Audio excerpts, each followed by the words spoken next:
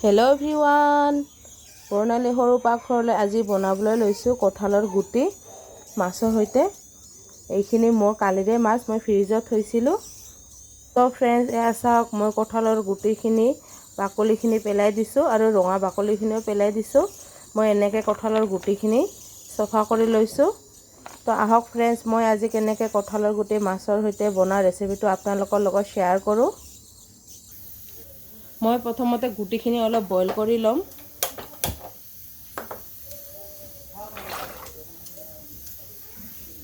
মই ঢাকনি দি দিলোঁ।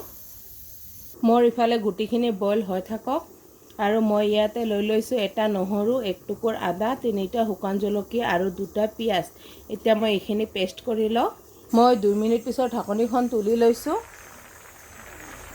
আৰু মোৰ গুটিকেইটা সিজি গৈছে। এয়া চাওক, মই এতিয়া গুটিকেইটা নমাই লৈছোঁ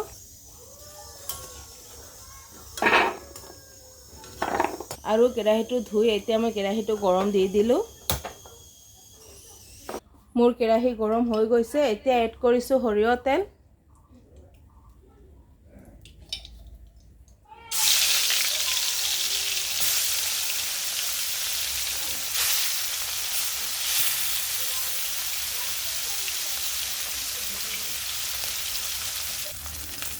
তো ফ্ৰেণ্ডছ, এয়া চাওক, মোৰ মাছকেইটা ভজা হৈ গৈছে আৰু মই গুটি বইল কৰা কেৰাহীটোতে মাছখিনি ফ্ৰাই কৰি আছোঁ কাৰণে এয়া চাওক, কেৰাহীটো এনেকুৱা হৈছে আৰু মোৰ মাছখিনি ফ্ৰাই কৰা হৈ গ'ল। মই এতিয়া মাছখিনি নমাই ল'ম। নমাই লৈছোঁ আৰু এতিয়া মই এটা বেলেগ কেৰাহী গৰম দি দিলোঁ। মোৰ কেৰাহী গৰম হৈ গৈছে। এতিয়া এড কৰিছোঁ সৰিয়হ তেল। তেলখিনি গৰম হৈ গৈছে। এতিয়া এড কৰিছোঁ এটা শুকান জলকীয়া। মই সৰু সৰুকৈ কাটি লোৱা এটা পিঁয়াজ এড কৰিলোঁ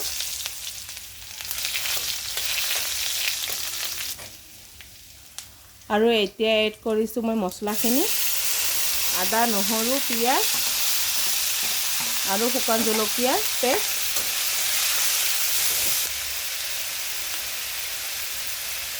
আৰু এতিয়া মই 2টা সৰু চাইজৰ বিলাহী লৈ লৈছোঁ আৰু বিলাহী 2টা মই এড কৰিম আৰু ৰুকনিৰে ৰুকি মই বিলাহী 2টা এড কৰিলোঁ।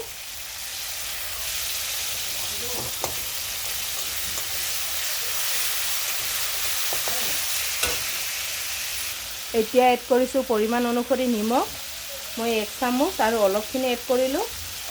হালধিৰ গুড়ি এড কৰিলোঁ 1 চামুচ, জিৰাৰ গুড়ি এড কৰিলোঁ আধা চামুচ আৰু এতিয়া মই মছলাখিনি ভালকৈ ফ্ৰাই কৰি ল'ম।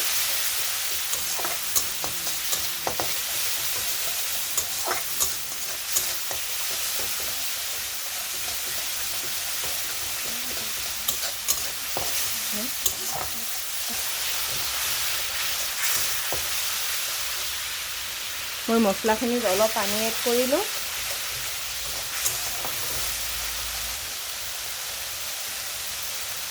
আৰু 1 পৰা 1.5 মিনিট মছলাখিনি ফ্ৰাই কৰি লোৱাৰ পিছত এতিয়া এড কৰিছোঁ বইল কৰি থোৱা কঁঠালৰ গুটিখিনি।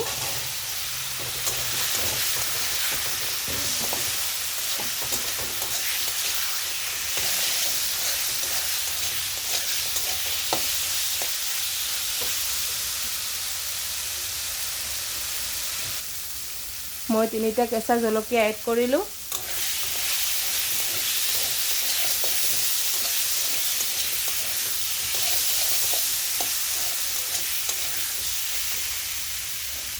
আৰু এতিয়া মছলাৰ প্লেটখন ধুই অলপ পানী এড কৰিলোঁ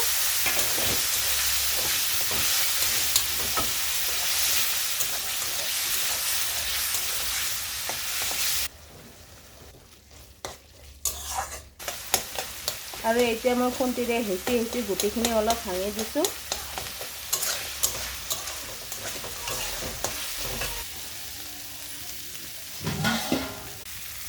আৰু মই গুটিখিনি মছলাখিনিৰ সৈতে 2 পৰা 3 মিনিট ভালকৈ ফ্ৰাই কৰি ল'লোঁ আৰু এতিয়া মই এড কৰিম পানী। এতিয়া মই পানী এড কৰিলোঁ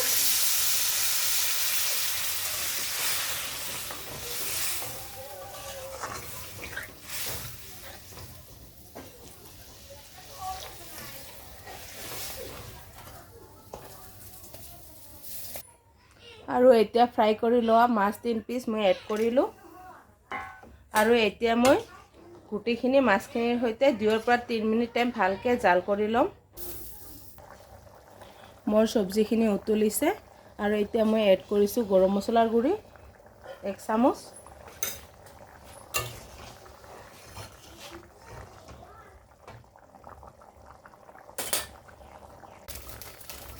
আৰু 1 পৰা 2 মিনিট টাইম জাল কৰি লোৱাৰ পিছত এয়া চাওক হৈ গ'ল মোৰ গুটি মাছৰ সৈতে চব্জি আৰু এতিয়া মই গেছটো বন্ধ কৰি দিছোঁ